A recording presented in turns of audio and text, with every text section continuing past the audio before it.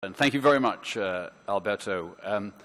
I see some people stood up to stretch their legs. If you need to swing your arms around or something to stay awake for the next bit, that would be great. Alberto, thanks first to the Italian Senate and all the organizers. It's wonderful to be here, and it's impressive to see that Italian parliamentarians are taking this seriously. And I do believe I want to help you, Alberto, by talking as much as I can about your ideas and how they might be developed.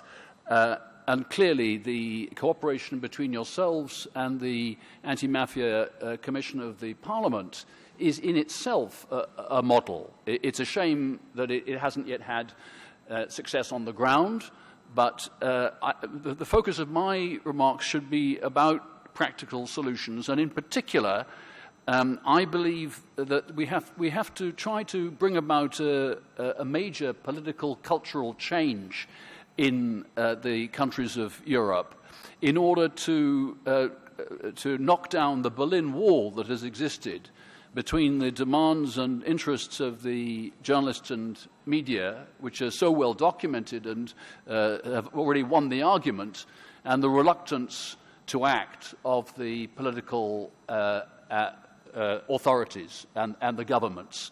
And that's been the focus of my efforts for some years. So I introduce an element of hope. Just to clarify, the Association of European Journalists is a European-wide network which is of independent professional journalists, so it's separate from the European Federation, the International Federation, which is union-based. But we have a status inside the Council of Europe, and we've been working precisely with the intergovernmental side, and with others, we've had some successes. We have, which I want to talk about today. One is, of course, the platform, the Council of Europe platform to protect for the protection of journalism and the safety of journalists. And the other is the idea, the concept, which has now been accepted by the ministers of the 47 member states in a declaration in April of last year, which says that member states should undertake a wide-ranging review of their laws and practices to ensure specifically that they conform with their obligations under Article 10, freedom of expression of the European Convention of Human Rights, and related things. So we have, in a sense, the governments in our sights. We have established a link and a means of leverage and pressure. And I'm very aware that hundreds of excellent initiatives, monitoring exercises, court battles are going on in all the member states. And in this room we have the Centre for Media Pluralism and Freedom. We have the new European Centre, which I welcome. So I am an absolutist. I'm not an idealist to think that all of this can be done, can be unified. But the pressure, the knowledge of the law, and the will of the journalists have to be combined. So another point I want to make is that although the European and International Federation of Journalists are doing a fabulous job in fighting this battle and in supporting journalists, 200,000 journalists are members inside Europe, actually there is a lot of cynicism and a lot of despair among journalist groups and also media houses and their managements are very often not very interested in this, as you know. So that is another target. So let me just say a word about the United Kingdom, because UK is one of those countries which likes to see itself as somewhat special or different or better in several ways, including in terms of press freedom. And recently there was a very severe shock with the revelations by Edward Snowden about the extent of the secret and in some ways perhaps unlawful bulk surveillance, the mass surveillance, and in particular the way that the police were secretly bending the rules. Actually, the rules did not protect the journalists properly, simply to ask the telephone companies to deliver their telephone records to find out who they'd been talking to, so that the police could expose the whistleblowers, who were the ones who were exposing corruption and mismanagement inside British institutions. So the press has been put on the spot.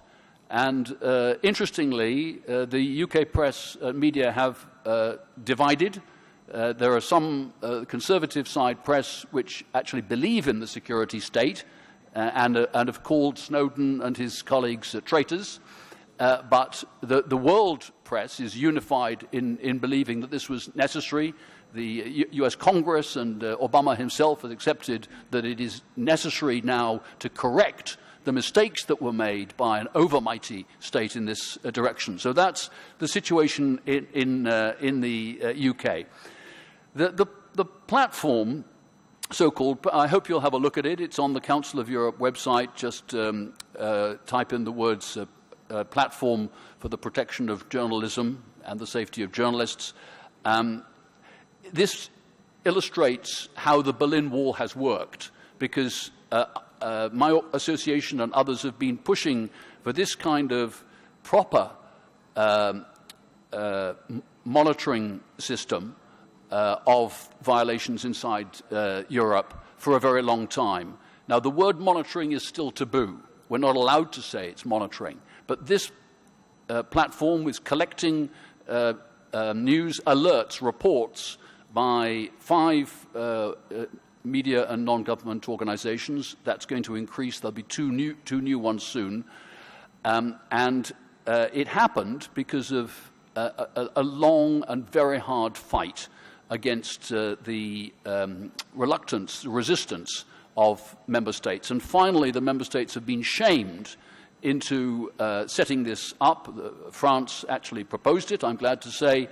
And since April, we have a system whereby the partner organizations, including my association and the European Federation and Reporters Without Borders and others, send in verified reports, and these reports are sent directly to the member states with a request to respond.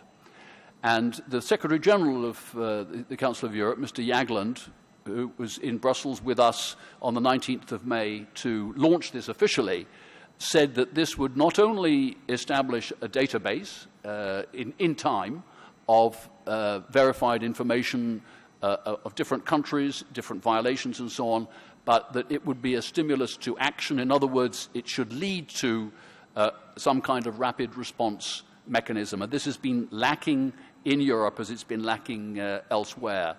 The main countries which have had reports about them, as you would expect, are Russia, Ukraine, Turkey, Azerbaijan.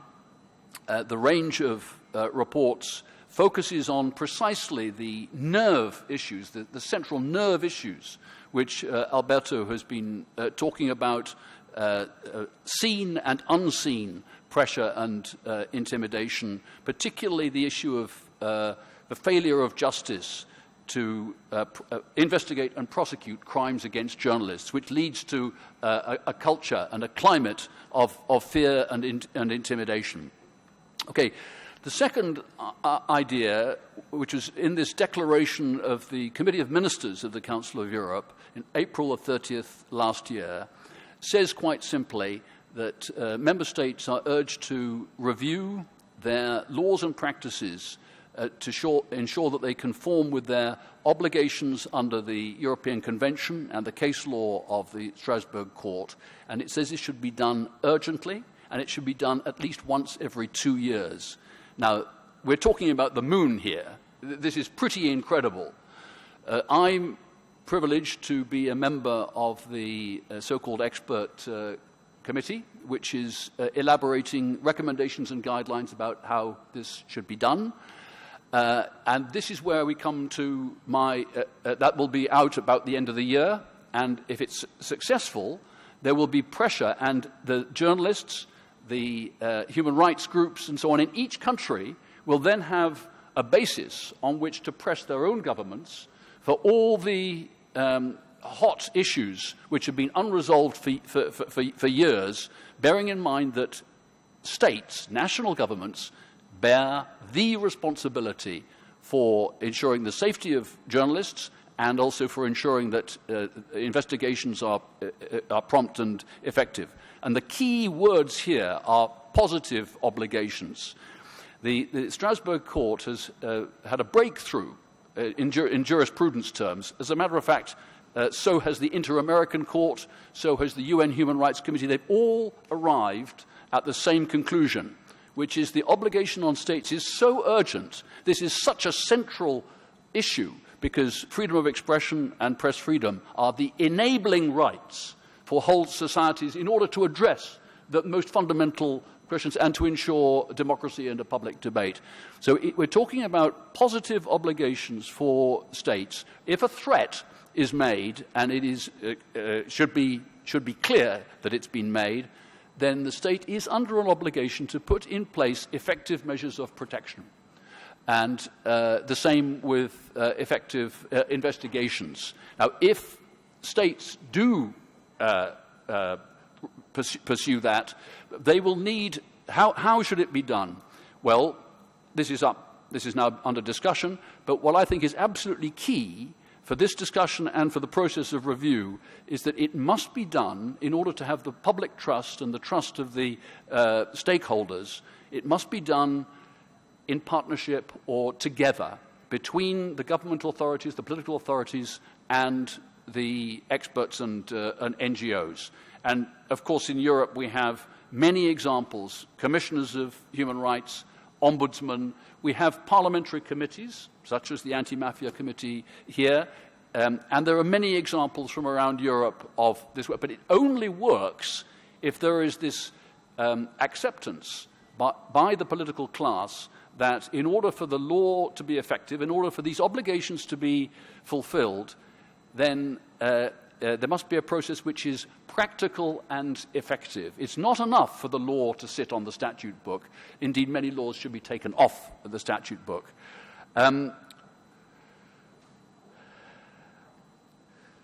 Basically, I'm happy to end there, Alberto, and continue the conversation. All I want to stress is this, the extraordinary way in which the Strasbourg Court, the Court of Human Rights, has produced the fundamental safeguards which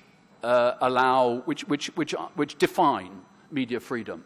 We have the Lingens case, which bans states from giving extra protection to public officials in things like libel law. We have the Handyside case, which says that media freedom should have the widest scope of protection because it's an enabling right. We have the Goodwin case on the protection of journalistic sources. And these are the things that are now under threat. I go back to the UK, what's happening now. Yesterday I heard from a former chief prosecutor in the UK, and he said the danger is now that the UK and other countries are now moving to ban speech which is not unlawful.